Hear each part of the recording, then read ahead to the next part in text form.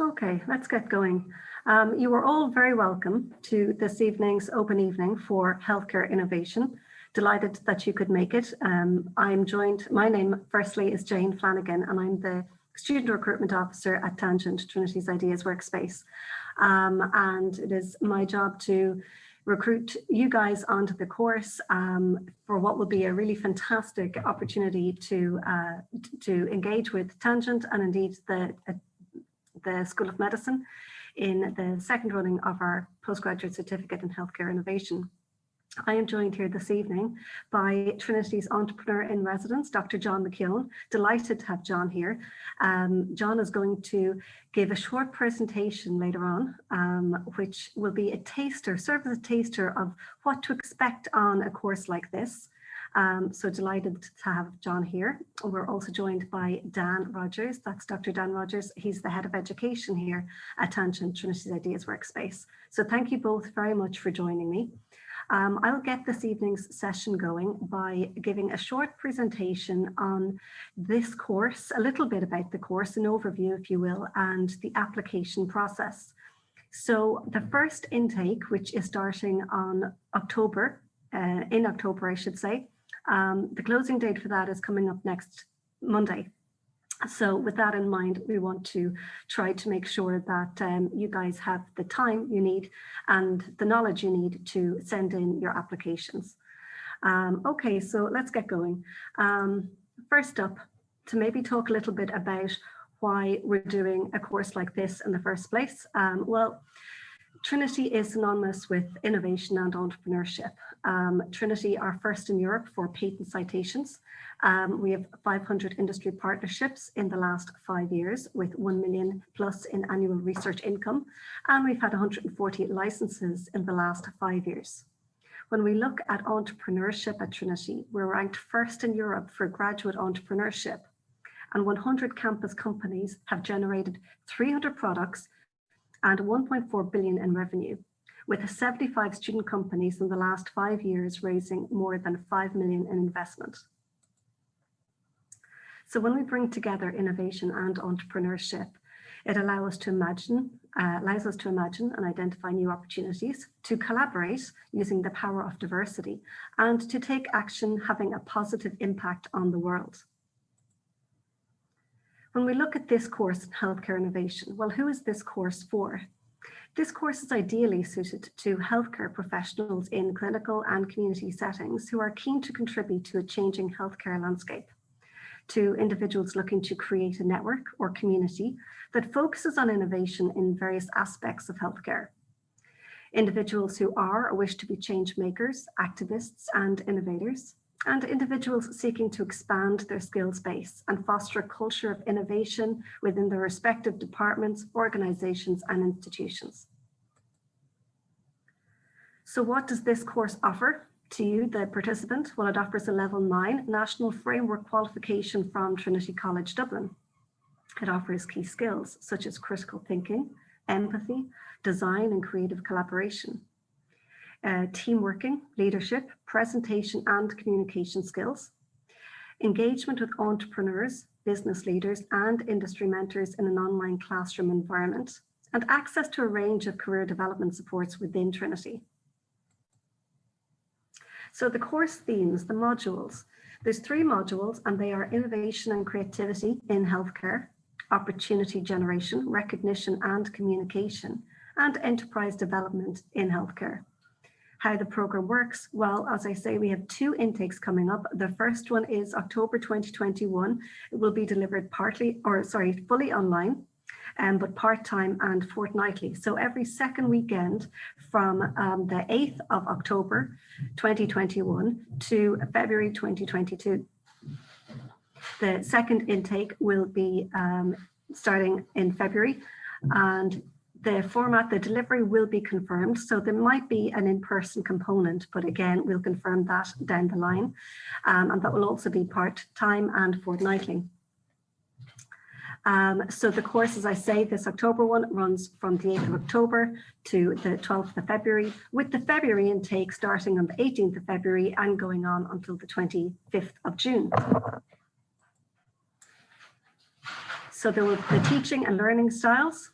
This is very much experiential. It's an experiential learning environment with workshops, masterclasses, group projects, and presentations. Students will be introduced to theories and frameworks and learn how these can be applied to improve outcomes for patients and reduce costs in the delivery of healthcare. To learn to apply design thinking techniques in practice, to understand the iterative process, learning from failure and failing forward, lots of peer-to-peer learning, and no exams.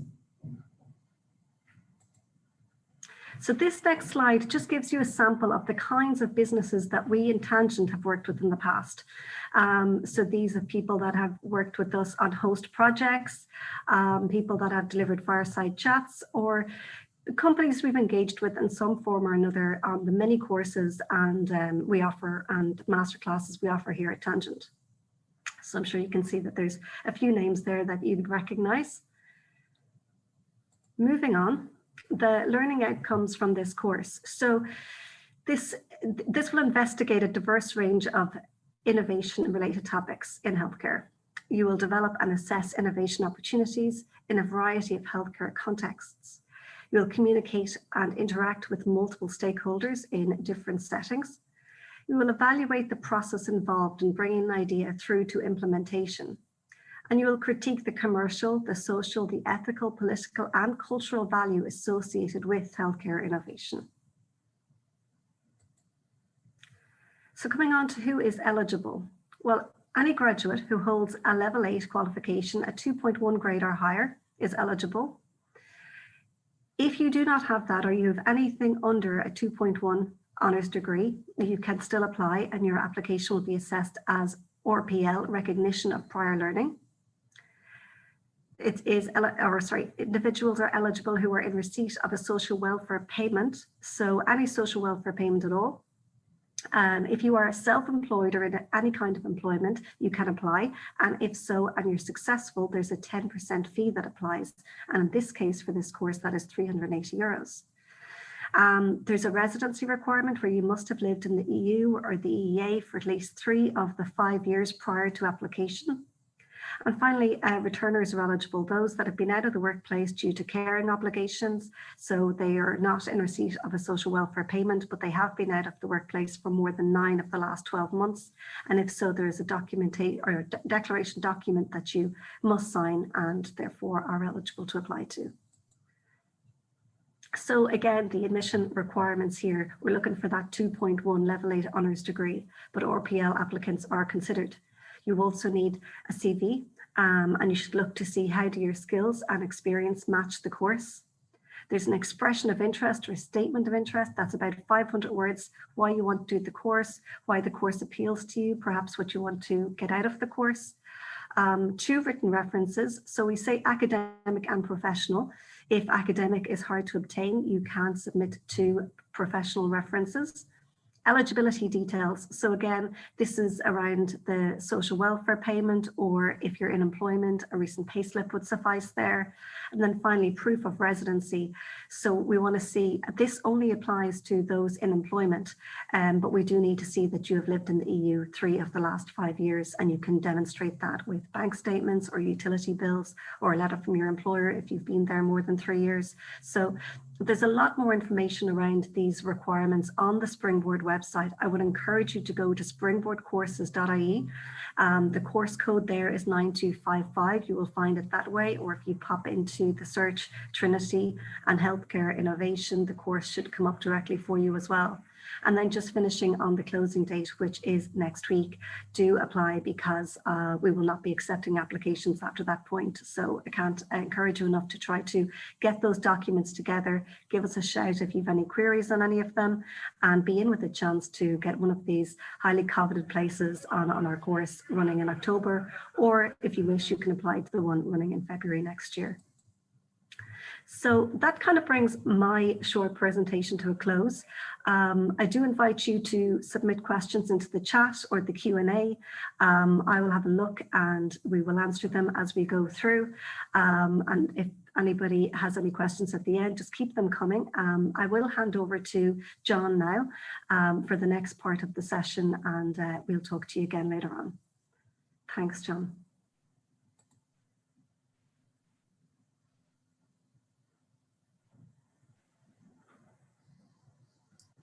Excellent. Jane, do you want to hand me the screen then? Yeah.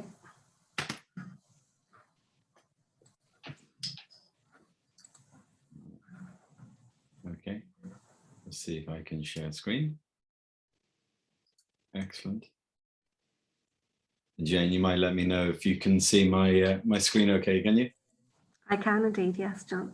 Put it on presentation mode. Okay, excellent. Well, good evening, everybody, and welcome. I think we've got a pretty impressive group who've turned up today, which is great to see. You've given up some of your time to investigate this, and I congratulate you for that. And I would just like to give you, as Jane said, just a taster of the type of thinking that we try to impart, and the knowledge and the frameworks when, of course, attendees come on this. I'm a medic personally. I'll tell you a little bit of my personal story through the slide deck. But really what we're after is a change of thinking. We all know there's many challenges within the healthcare system. There's resource issues, there's constraints, and it's going to require innovation and breakthrough thinking. So we haven't just replicated a standard course here. This is not intellectual entertainment. This is really about people who want to make a difference and really get new thinking and new frameworks. So some of the slides I'm going to take you through today will address that, and I'll give you a snapshot of some of the things I teach on the program. But we're going to start with a poll straight away. So I think I have a pollster in the background who can magically take control of the screen and pop up our first poll. So if we want to go ahead with that, Hazel. We like, obviously the best would be to have you physically in person, and we hope that's going to be possible in the future. But we really like to keep these programs interactive, and we do a lot of breakout sessions, we do a lot of polling, a lot of Q&A. As we said, we don't want people just to kind of put the camera off and put it on mute and then just kind of listen or listen back. We really want people to engage, because we find the most amount of engagement we get, the better the program is, because we've got so many diverse people throughout it. Not everybody's a clinician. Some people are in a healthcare business, some people are pharmacists, some people are allied healthcare professionals. So the more collaboration, the more innovative atmosphere we get. So Hazel, are we ready with the first poll? Sorry, it doesn't seem to want to let me do that at the moment, John. So I might just put the question into the chat. Okay, perfect. Well, I'll tell you what, why don't we skip this poll, because it'll be tricky because the Venn diagram, but we can come back to it. And there's another one later on, so there's no problem. We'll come back to that. So this is the slide here. And really what I want to get you to think about is, if there's a Venn diagram, and whatever your day job is, let's call it, just kind of use that word very loosely, a producer. So if you're a radiologist, it's just doing radiology. If you're a hospital administrator, it's maybe just booking in patients, or if you're a physio, it's just actually delivering the skill of physiotherapy. And then there's this whole concept over here of innovation. And I like to challenge people to think, well, where should I be on that Venn diagram? Is it because of COVID? We've got waiting lists, we're very busy, we don't have any time, we've no resources, I just need to be 100% in A? Or is it, well, look, business as usual isn't going to work, we need to innovate, I need to be right up here in C? Or is it a mixture of both? And what we normally find when we ask audience about this is that a lot of people are really very much focused in A, and that's one of the problems with innovation is trying to change business as usual and get time, not only just actual time, but mental freedom to actually think innovative ideas and breakthroughs. And we think everybody going forward needs to be certainly in that kind of B zone and more of that. And the way we've designed this program, as I said, I'm really keen that we don't just teach another program, something like digital transformation. There are programs on digital IT, etc. But I think if you don't get the thinking and the mindset right, all you're going to do in programs like that is speed up our existing inefficiencies. If fundamentally there's flaws in our thinking, flaws in our innovative culture, flaws the way teams collaborate, flaws within the actual delivery of healthcare, just to add in other layers of kind of innovation, people get very cynical about that. They see it's just kind of, it's using words, it's management speak, it's red tape, and digital transformation. What does that really mean if your underlying workflows and business processes aren't correct?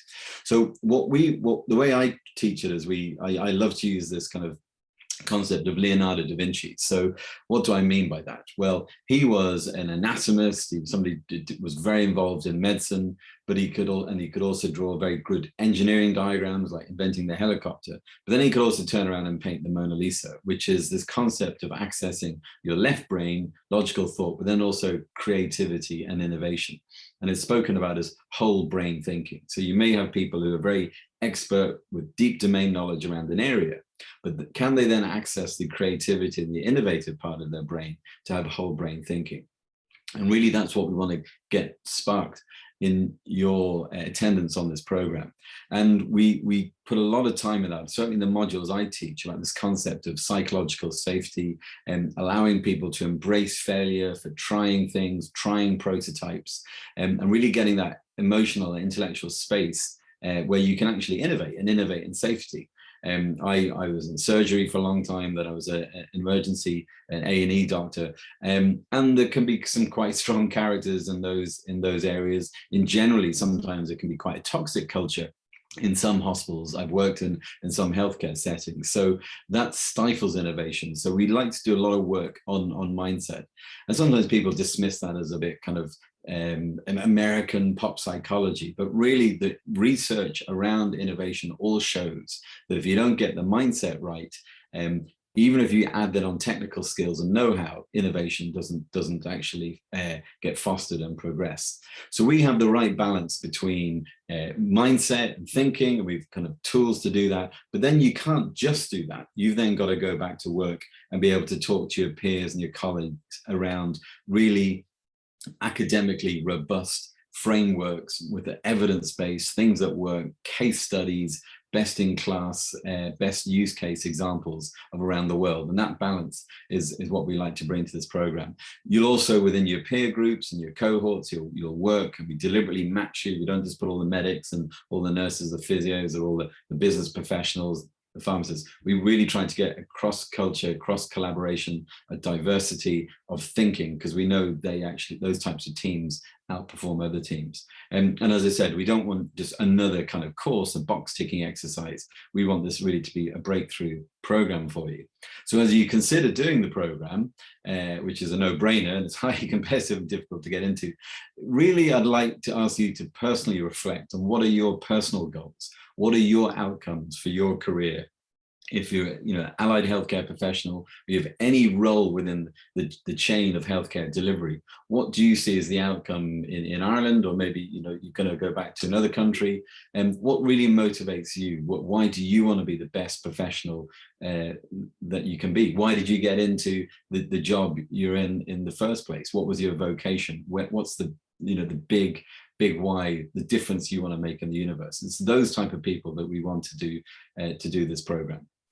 So just a very quick bit about me, because this is about you this evening. It's not about me, but I did medicine in Trinity. I'm the entrepreneur in residence, but I've studied in Harvard. I've done the medical program in Harvard. I've also done the healthcare innovation leadership program in Stanford and in Stanford Medical School, and I've done a good bit of innovation in MIT as well. So I've a very broad breadth of industries. I have patents within allergy-proof feathers, as well as written papers on cleaning products for people with asthma and allergies. And I've done a good bit of clinical work with the Johns Hopkins as well, the Asthma and Allergy Center there. And I'll tell you my story and my company when we get onto the program. But I've a fairly diverse background and very much focused on healthcare innovation. And what we've tried to do with Dan and the team is really take some of the stuff I've learned at MIT, Harvard, and Stanford, but also Trinity, as Jane showed at the beginning. Trinity itself is an absolute world leader in this area, and we've combined many of these aspects for this program for you. So we're at an interesting time in the world. There aren't many silver linings of COVID, but one thing is it really has sparked innovation. It's got rid of a lot of red tape, and it's become that burning platform that people need to think differently, find a different way. As I said, business as usual isn't going to be good enough going forward. And I love this quote, and if you ever get an opportunity to go into Tangent, it's actually up on the wall in Tangent. Again, I like using Samuel Beckett because the Beckett Theatre is right next to the business school in Trinity. And as you saw the slides from Jane at the beginning, Trinity is a university. So yes, you're going to go deep, and we're going to learn a lot about innovation within Tangent. But you have whole access to all the other things that a university will actually bring. So it's a fantastic place to do the program. And again, this concept of psychological safety and embracing failure and innovation requires making mistakes. This quote, I think, speaks to that very well. But sometimes people get a bit confused about innovation. It sounds like a big word. And what I try to teach is I try to break it down as there's innovation with a little I and also a big I. And some of these small I's are really what the Japanese management theory would talk about Kaizen, which is, improving things on a daily basis. It could be something as simple as having an idea box in the coffee room. Why is the photocopier there and why don't we move it there? Or why is the CT scanner so far away from the emergency room so we can't do head injury assessments quickly? So there's lots of incremental improvements, as well as obviously the big innovations. But you will do a module on medtech, and you'll do a module on healthcare innovation. But really what I would like to you to find the innovation is in yourselves. And we're not talking about big inventions of medtech devices. We're not inventing molecules. We're just improving outcomes. And then the horizon then is the immediate horizon, horizon 1, horizon 2, horizon 3. So we try to bucket down innovation and teach it in a very, very manageable way, and also then apply it to healthcare. So Hazel, if maybe we've got the poll machine up and running. This is our second poll. Okay, I think that might be the first one. Okay, here we go. Poll number 2. You have them all together. Great. Okay, so if people can fill in poll 2, when I say the word innovation, and when you think healthcare innovation, of these words, is it intellectual property? You hear people talk about IP. Is it creativity? Is it about profit? Does innovation mean profit? Does innovation mean invention, inventing things? Or is innovation just essentially technology and adding technology? So if everybody wants to try and just fill out one of poll 2s, hopefully then Hazel, you'll be able to close the poll, and we should get a quick, either a little pie chart or graph. So I'll give people a few minutes for that.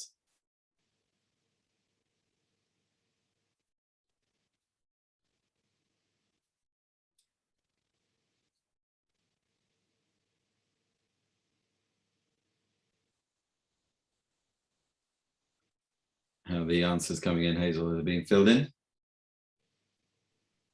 They are indeed. We've 7 so far, 7 votes. Okay, all right, we'll give a few more minutes.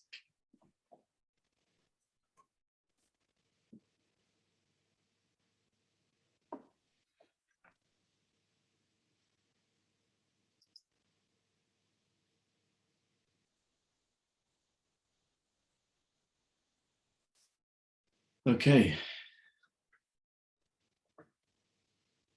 Let's close the poll there, and let's see if we can publish the results we have. Okay, everybody's answer, that's very, very good. And then we've got creativity. So I think most people have gone for creativity. 100% of people gone for innovation is creativity. It involves creativity, but if you're just creative, you're getting lots of ideas, so what we call in design thinking ideation. But really being creative doesn't actually become innovation until something's moved. There's something's changed. There's a difference within your organization. So a lot of people do think that, well, innovation is post-it notes and brainstorming, or what we now call single storming, and generating ideas, new thinking. Absolutely, that's part of it, but that's not innovation, which is why we have the frameworks which we're going to teach you on the program. So we put very simply, again, because people do overcomplicate it, innovation really is being able to look at your current state where you are now, the situation within, say, a hospital waiting list or patient flows or the budget within your hospital, whatever it may be, whatever the challenge is we're having the ability and innovation. You can use this model for leadership as well. It's being able to see things as they are, not worse than they are, and not, fooling yourself that better than they are, but really confronting the brutal reality and seeing the truth, but then also having the vision of seeing a better future, and then designing an innovation program to actually move your organization to that future state, that better future state. So that's it, very simply. So it's not just creating ideas. Something must move, something must change. And also that change, or that future state, must be within the context of strategic objectives for your hospital, or strategic objectives for your pharmacy. You must have a strategic vision, and you must be able to inspire people to believe in that vision. Hopefully, which I'm doing to you this evening, about, well, if I do this program, how will my life be different? If I'm here now, and then I'm going to do this program, I'm going to learn these skills, learn what new ways of thinking, what will my future state be like? And that's a strategic vision, and you need to get people to come with you on that vision if innovation is truly going to succeed. It's not just creativity and creating ideas. And I use this slide quite a lot when we're talking about the drunk who's looking for his quarter under the lamppost, and the policeman comes over and says, did you drop it here? And he says, well, no, I actually dropped it 2 blocks up the street. Well, why are you asking for it? Well, because this is where the lamppost is. This is where I can see things. And there's that kind of familiarity when we know how to do something and we get stuck in that, and we're business as usual. And why are you doing it like this? Well, this is how we've always done it. And people put resources into it rather than actually stepping back and saying, well, actually, what is the fundamental problem statement here? Before we develop a solution set, have we, just as a doctor might do, have we actually done a correct diagnosis? Have we observed? Have we ordered investigations and tests? And then do we have a treatment plan to bring us to the right outcome? And it's really that thinking that innovation is. The challenge is, as we all have day jobs, and this is what McKinsey talk about, managing the 2 hats. The black hat of managing the now, which maybe that producer was talking about earlier, if you're a physio or a pharmacist. But then you've got to have the yellow hat of the innovation and leadership about how do we overcome the challenges of today. And it's balancing those 2 hats that we talk a lot about on the program. But as I said earlier, it's not just about thinking. You need toolkits, you need frameworks, you need evidence-based methodologies to bring back to your organization, so you can actually implement what you learn on the program. So we teach a number of these. This is one by Keith Goffin, and when we had that poll at the beginning, we spoke about, is it creativity? Well, absolutely. On the funnel here, the top of the funnel on one side of the page, ideation and generating ideas is part of it. But then you must have an innovation strategy related to your goals. You must be able to communicate it to your internal team to get buy-in. You don't want some consultant or a hospital manager or whoever it may be, the CEO of a nursing home, just to knock down the ideas. You must have a way that your innovations tie in with the overall objective of your organization. And then innovation must be supported by the people, by the organization. I mentioned about culture being very important, but it must be an outcome. And that's what you have over here at the end of it. You must have a measurable outcome, a new product, a new service, or a new business process.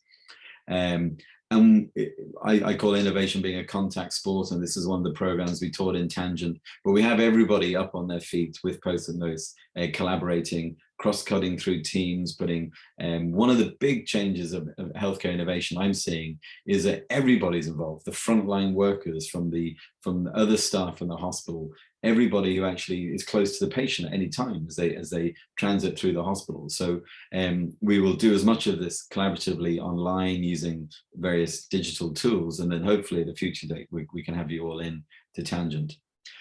And this is just some of the models. This is one of the models that they taught in Harvard, and here we're looking at patient algorithms or patient journey mapping through hospitals as they get registered for an operation or as they come in, how they consume resources. So I go into some detail on this on some of the modules, but essentially you can break these patient journey maps really down to, if you think of somebody is either well and in the community, and that's preventive medicine. Then they become sick and then they go to the doctor. And then if they're so sick, they need to go to hospital. Is it through A&E? Is it through direct admission? They then have a procedure, or they go on a course of medicine. They become well, they recover and they go well again. And we look through about, well, how can you keep people well? Or if they're sick, how do you get them sick but managed at home or by their family doctor? Or how do you get people in hospital and out quickly? So we do a lot of journey mapping. That's one of the things I teach on the program. And we model it on a lot of the design thinking tools, which is like service journey mapping. You may see this in kind of mortgage applications, for example. There's often a front of house, or what we call in business UX or CX, customer experience or user experience. But then there's also the operations that happen behind the scenes, behind the curtain, which could be how you run your x-rays or how x-rays get to the outpatient department. So front of house and then behind the scenes. And we look at operation efficiencies in both of those. And we use the classic Stanford design school thinking process. As I mentioned, I've actually done a good bit of work out in Stanford in this. And I teach a number of workshops on the course throughout the various modules at the beginning and in the middle. I take a weekend and a full module there. And we look at things like empathy mapping, listening exercises, uncovering unarticulated needs, etc. And we do a really interesting exercise where we do empathy mapping. This is one that I taught early in the year about a child going for day case surgery. And we look at all the stakeholders, we look at the patient journey map, and we do interviewing exercises. And we plot out empathy maps. A really interesting exercise, and you uncover really interesting things when you get perspectives from, say, the patient's perspective or the child's perspective. And this is the classic case study I teach about radiology or CT scanning for kids. Kids were getting very upset, they were moving, the quality of the images weren't good, kids need to be sedated, and some of them then couldn't be led home, so day case became an overnight stay. And through a very simple exercise like the one we take you through, there was a massive breakthrough. Nobody invented a new technology. Nobody invented a new drug or a new molecule. It wasn't any multi-million-dollar R&D project. It was just a very simple concept as well. Why don't we change the CT scanner into the whole theme of under the ocean, under the water, with music and videos, and the outcomes, again, mentioned, it's not creativity, it's outcomes. The lack of attendance, the kids needing medication, improvement of imagery, unnecessary exposure to radiation, huge clinical outcomes, all went down, purely just a very innovative idea that didn't need any med tech or any device tech at all. So it's that type of thinking we like to teach on the program.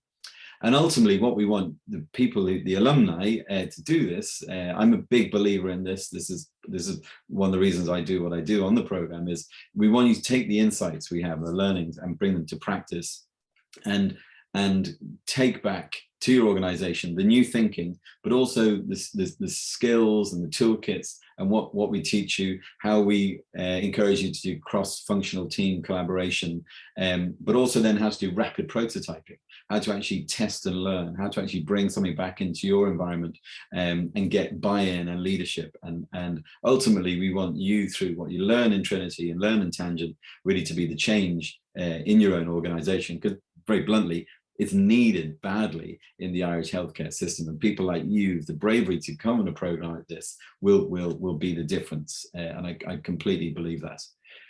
So just to wrap up quickly, what you'll learn on the program is this concept of an innovative culture, an entrepreneurial mindset, how to spot opportunities by doing empathy mapping, patient journey mapping, all the various frameworks I showed you very quickly there. And lots of interactive exercises like the empathy mapping, that's my summary. Again, really appreciate you giving this evening, and also I hope to see you on the program. As I said, people like you who really want to invest in yourself because you a belief why you got into this area and now how you want to make an improvement is really what's needed at the moment. So good luck to you all. Thank you so much, John. That was fascinating. Delighted that I got to see that for myself. So we're going to wait just a couple of moments to see if there's any questions that are coming in. So no problem, you're very welcome.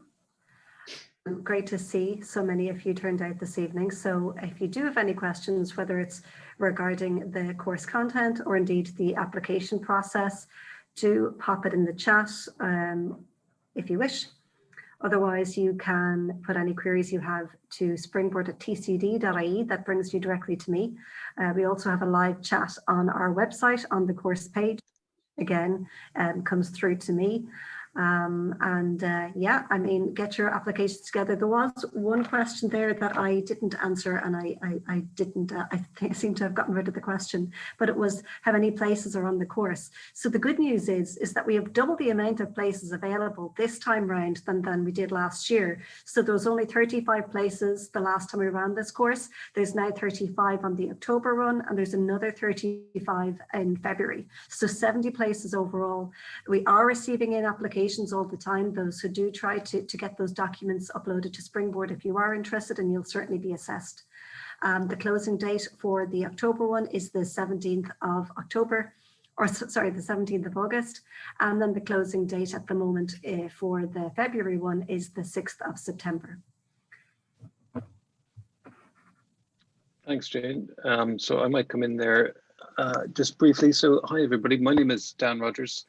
Head of Education at Tangent, Trinity's Ideas Workspace. So yeah, just to maybe touch on some of the points that John mentioned there, and maybe talk a little bit more about the course itself, and to give a little bit more context around why we developed this program, which has just seen its first iteration come to conclusion over the recent weeks. I think we can probably all agree that it's never been better a time really to study innovation in a healthcare context. We see healthcare innovation being impacted by so many things, such as rapidly evolving technologies, the aging demographic, economic challenges, and then obviously in the last year, a pandemic.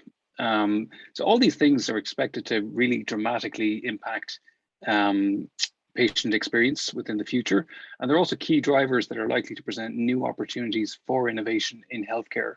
So really understanding what are the tools, techniques, frameworks, methodologies associated with innovation and how they can be applied within that context is hugely important and a hugely valuable skill set to have. We also see quite a significant national strategic focus on healthcare, spanning areas such as connected health, independent living, medical devices, diagnostics, therapeutics, and innovation is something that's essential across all of these areas and equally relevant and then valid across all of these areas. So I suppose we believe with this program that we believe it's essential in ensuring that creative approaches to healthcare administration and delivery are considered. And we believe that people who graduate from these programs such as these will pioneer in developing new innovations and have these supported within the environments that they work in. But in terms of what's maybe unique about this course specifically is it's delivered in partnership between two units within Trinity. So Tangent, which is Trinity's Innovation Hub, and then in collaboration with the Trinity School of Medicine. So this is fantastic partnership and collaboration because it means that the course is delivered by a combination of academics, medics, entrepreneurs, and industry experts. So you get a real kind of wide variety of teaching staff and profile of delivery on the course, and access to quite a really diverse range of individuals, all with very specific expertise in this domain. And in terms of what people are going to be learning, I suppose John has given us an excellent taster there of some of the content. We really want to provide people with the skills such as critical thinking, empathy, design thinking, creative collaboration that'll enable graduates of the course to become future healthcare innovators. And I suppose if we think of the primary audience, it can be healthcare professionals, frontline and administrative staff, maybe both in clinical and community settings. So quite a wide and diverse group. So in terms of how the program breaks down, it's 3 modules, 3 10-credit modules. So it's a 30-credit postgraduate certificate in healthcare innovation.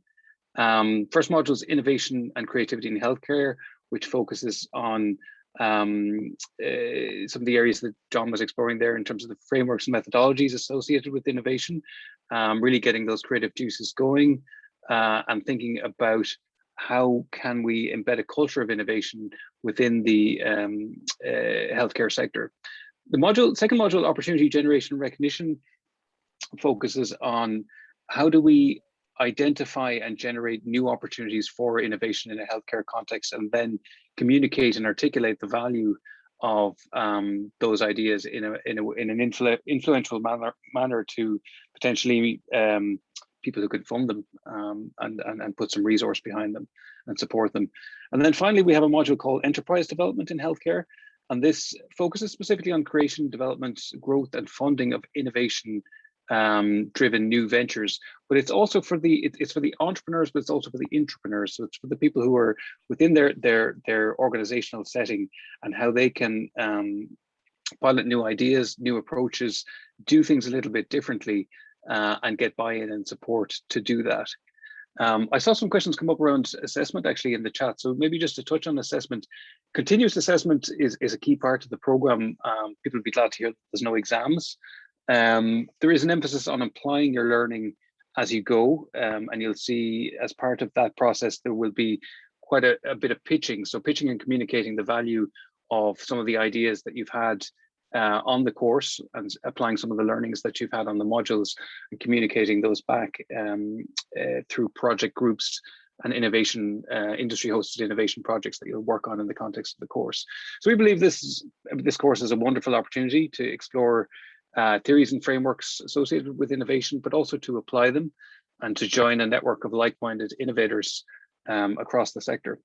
So we welcome applications from a wide range of individuals who are connected to the healthcare sector. We do have a limited number of places. The good news is, as Jane mentioned earlier, it is a funded course, so free for eligible applicants, and then 10% for 10% of the course fee for those that are currently in employment within the healthcare sector. So delighted to receive your applications. Closing date is coming soon, so we do recommend that you get the applications in sooner rather than later. The thing about starting your application sooner is that we can talk to you about that application and help you through the process. So we recommend that you don't leave it to the last minute. If you do have an interest, please pick up the phone, get in touch with Jane, send us an email, and we'll get back to you as soon as possible and help you on the journey. And we look forward to seeing you on board in the classroom in the near future. Thanks very much. Thanks, Dan. I have two questions here, which I know you kind of covered off there, but I'm going to put them to John in case John has anything to add. The first one is a group project part of the assessment? Is it required to be completed during the course or submitted after the course? Is that something you know at this point, John? I don't. I can speak to some of that, possibly maybe from last year. Sorry, John, correct me if I'm wrong, but I can speak to just some of the, it certainly was designed last year with an innovation project in mind. So we continually integrate the feedback, from current students going forward then for future ones. But the innovation and creativity in healthcare module would typically have a group project where some people would work together on a specific project collaboratively that they would then report back, both in a written report and a pitch. The project is completed during the course, so to answer that question, but typically speaking, after the module is complete, there's a period of time for which you have to work on the project and submit the relevant report. It's usually about 2 to 3 weeks after completion. Sorry, John, did you want to add to that? Yeah, exactly. The exact timing I wasn't sure of, but we know that the engagement with the industry is occurring throughout the program. So people are actually taking some of the frameworks and applying them and then getting feedback straight back. So there is some good crossover. So it's not, you just learn a whole lot of stuff from the classroom and then whatever. There's a good mix between actually speaking to people and trying out what you've learned as part of your projects as well. So people are engaging with people to try the new frameworks during the course. Thanks, John. And finally, one more question here for you, John. Very interesting presentation. Philip is familiar with many of the concepts that you mentioned today. He's a designer working in healthcare, and he's trying to establish if the course is the right fit for him. Are there any methods or techniques outside of the design thinking methodologies that are covered in the course? Yeah, I mean, design thinking is one of the ones that that people like to hear about. But absolutely, I do. I mean, I'm not sure if they've done any of the work with Michael Porter about patient journey mapping. That's quite novel.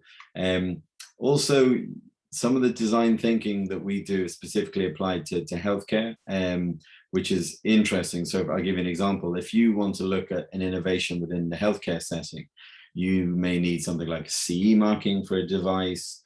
You need to do a healthcare economics assessment. You also need to get the clinical data, the impact data.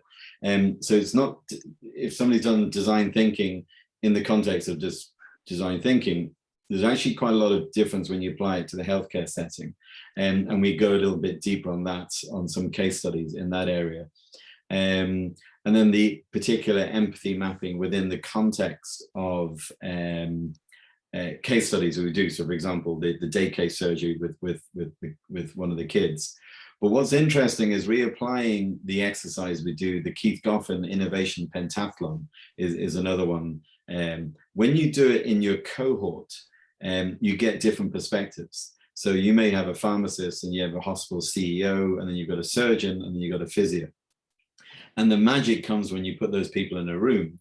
We did a case study with orthopedics, where just a very simple example, that when we did the journey mapping, the plaster nurse was putting on the plasters because the outpatients would occur in the morning.